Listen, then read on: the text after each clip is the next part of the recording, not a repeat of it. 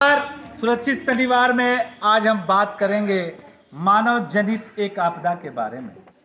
एक ऐसी आपदा जिसे प्रकृति ने नहीं, मानवों ने जन्म दिया है। आज की प्रमुख आपदा में बाल अधिकारों की बात होगी, बाल श्रम पे बात होगी, बाल शोषण पे बात होगी। ये तमाम ऐसी आपदाएं हैं जो हमारे नन्हे मुन्ने बच्चों के समग्र विकास को बाधित करते हैं। यूँ तो बाल अधिकार एक्ट जो बना संयुक्त राष्ट्र सम्मेलन में, जब बाल अधिकार अधिनियम में 54 प्रकार के उपबंधों का प्रयोग किया गया, जिसमें बालकों के खेलने से संबंधित अधिकार दिए गए, शिक्षा से संबंधित अधिकार दिए गए, पढ़ने से संबंधित अधिकार दिए गए। 54 प्रकार के उपबंधों में अनेक अधिकारों का वर्णन किया गया। 11 दिसंबर 1992 ईस्वी में भारत ने भी उस पर हस्ताक्षर कर इस अधिनियम को भारत में लागू करने का महत्वपूर्ण कदम उठाया। भारतीय संसद ने 2005 में बालकों से संबंधित अनेक अधिकार जो हैं उपबंधों को पारित किया गया। हमारे नन्हे मोटे बच्चों का समग्र विकास की जब भी बात होगी तो उसमें खेलना भी आता है, पढ़ना भी आता है, किसी प्रकार के शारीरिक दृढ़ या शारीरिक श्रम को रोकना भी आता है। और यदि आपके इन अधिकारों का हनन कोई भी करता हो, वो आपके माँ बाप ही क्यों ना हो, तो हमारे पास तमाम ऐसे उपबंध हैं जिसके अंतर्गत उन्हें अनेक प्रकार के दंडों का प्रावधान है। इसके बारे में आज हम लोग जानेंगे। ये हमारे समाज की कुरीतियां हैं, इन्हें रोकनी होगी और इनको हम लोग रोक सकते हैं जागरूकता को फैलाकर। एक ऐसा दौर था जब छोटे छोटे बच्चों का विवाह कर दिया जाता था। 10 साल, 12 साल, 14 साल के बच्चे बच्चियों का विवाह कर दिया जाता था। 10 साल की लड़की की 25 साल के लड़के से शादी कर दी जाती थी। और आज भी ये कुरीतियां जो है हमारे समाज में कई जगहों पर देखने को मिलती हैं। अनेक अधिनियम बने। 1929 में सबसे पहले इस प्रकार का अधिनियम बनाया गया, जिसे शारदा अधिनियम के नाम से भी हम लोग जानते हैं। उस अधिनियम में लड़की की आयु कम से कम 14 निर्धारित की गई थी और लड़के की आयु कम से कम 18 निर्धारित की गई थी, जब 1929 में एक्ट बना था, जिसे हम लोग शारदा अधिनियम के नाम से जानते हैं।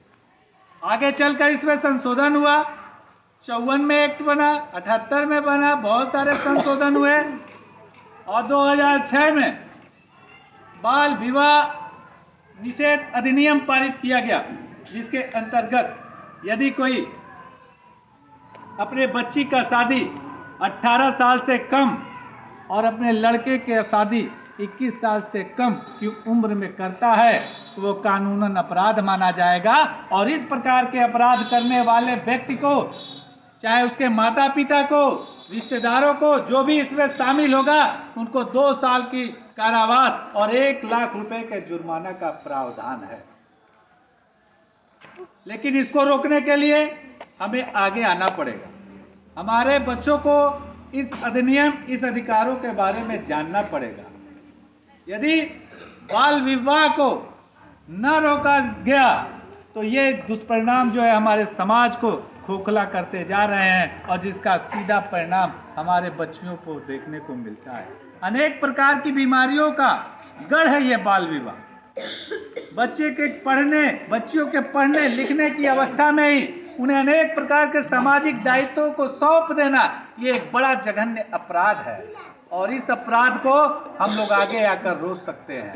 अब हम अपने बच्चियों से कहना चाहते हैं कि इस प्रकार का अपराध यदि होता है तो आप उसको सहिए मत। यदि आपके माता पिता भी आपको मोटिवेट करते हैं कि इस प्रकार के कार्यों करिए, आप पढ़ाई लिखाई छोड़कर विवाह करिए, वहाँ आप उनका प्रतिकार करिए। आप भी समाज के विकास के दो पहिए हैं, एक पुरुष है तो दूसरी महिला है, और दोनों जब साथ साथ और दोनों का सही मार्ग पे नहीं चलेंगे तो किसी भी देश, राज्य और परिवार का विकास नहीं हो सकता है। हमें जागरूक रहना पड़ेगा, हमें रोकना पड़ेगा।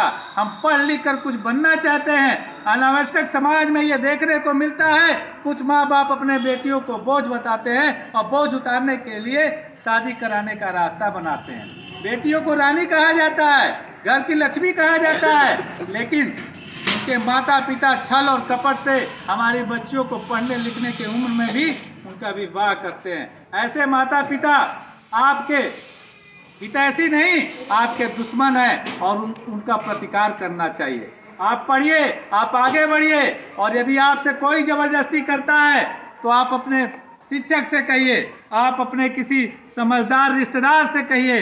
नहीं मानता है तो आप पुलिस प्रशासन को सूचना दीजिए। निश्चित रूप से आपको प्रशासन मदद करेगी और आपको इस अवस्था से निपटने में पूरा सहयोग देगी।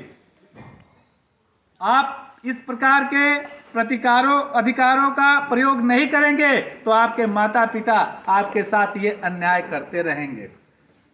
एक छोटी बच्ची जब पैदा होती है, घर की लक्ष्मी कहा जाता है, और वो लक्ष्मी कब पिता के लिए बोझ और माता के लिए बोझ बन जाती है, ये समाज के बहुत बड़ी विडंबना है। इस विडंबना, इस चुनौतियों से आप सभी बच्चियों को निपटना होगा और इसके लिए आपको जागरूक रहने की जरूरत है और इसके लिए हर समय आगे बढ़कर रहना होगा। इसके बाद हम देखते हैं कि यौन शोषण, यौन अपराध के बहुत सारे केस हमारे समाज में देखने को मिलते हैं और सबसे भयावह आंकड़ा आपको देखने को मिलेगा, 8 साल से लेकर 11 साल की बच्चियों में सबसे ज्यादा यौन शोषण के अपराध देखे जाते हैं, जिसे दूसरी भाषा में हम यौन शोषण या बलात्कार भी कह सकते हैं।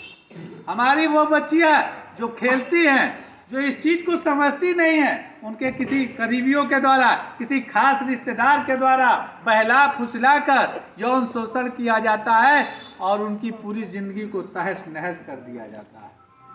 बड़ी विचित्र विडंबना है कि 8 साल से 11 साल के आंकड़े में सबसे ज्यादा यौन शोषण का अपराध देखा जाता है। यानी 8 साल से 11 साल और 8 साल तक के बच्चे बच्चियों और उसके नीचे के बच्चियों को भी यौन शोषण करने वाले ये राक्षस छोड़ते नहीं हैं। इसके बारे में भी हमको सजग होना पड़ेगा।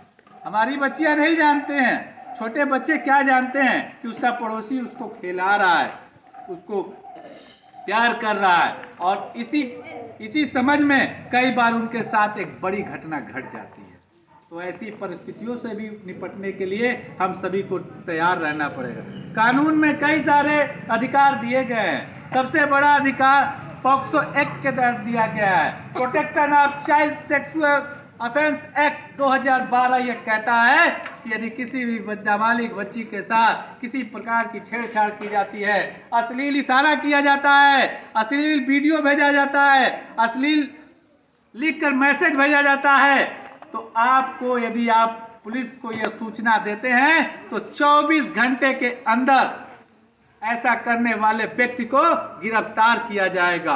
और इस एक्ट के तहत इतना जल्दी कार्रवाई होता है कि किसी प्रकार की वारंट की जरूरत नहीं है, पुलिस तुरंत गिरफ्तार करती है। और यदि कोई पीड़िता है, यदि किसी पीड़िता के साथ यदि बलात्कार जैसी भी घटना हो गई तो 24 घंटे के अंदर मेडिकल टेस्ट कराया जाता है और इस प्रकार के केसों में अपराध करने वाले व्यक्ति को 20 साल की कैद की सजा है। आप इससे अंदाजा लगा सकते हैं हमारे देश का कानून लड़कियों के लिए कितने मजबूती के साथ खड़ा है। जरूरत है हम इन चीजों को समझें और ऐसी किसी भी प्रकार की घटना को या चुनौती को प्रतिकार करने के लिए साहस जुटाएं और ऐसे भेड़ियों को समाज से बेनकाब करें और उन्हें बाहर का और जेल का रास्ता दिखाने का हम काम करें। ये शक्ति हमारे बेटियों में है और हम ये चाहते हैं कि आपके साथ कभी भी इस प्रकार की चुनौती आती है तो आप उसको सहेंगी नहीं, आप उसका सामना करेंगी और उन चुनौतियों से निपटने में आपके साथ पूरी तरह प्रशासन आपका खड़ा है और आपकी मदद करेगा। आगे चलकर देखते हैं तो बाल श्रम के कई मामले आते हैं। 18 साल से कम उम्र के बच्चों से यदि किसी प्रकार का आप कोई श्रम करा रहे हैं, जबरन कार्य करा रहे हैं, तो बाल श्रम में आता है।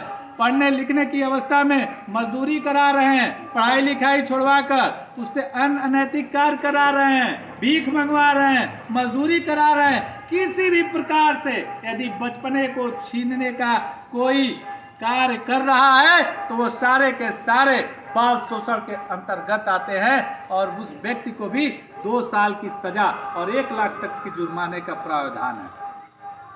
इन सभी चुनौतियों से हमें निपटने के लिए तैयार रहना पड़ेगा और इस प्रकार की जागरूकता को हमें फैलाना पड़ेगा और हम अपने सहपाठियों को या अपने परिवार या समाज में इस प्रकार के जागरूकता को फैलाकर इस प्रकार के अनैतिक कार्यों पर हम विराम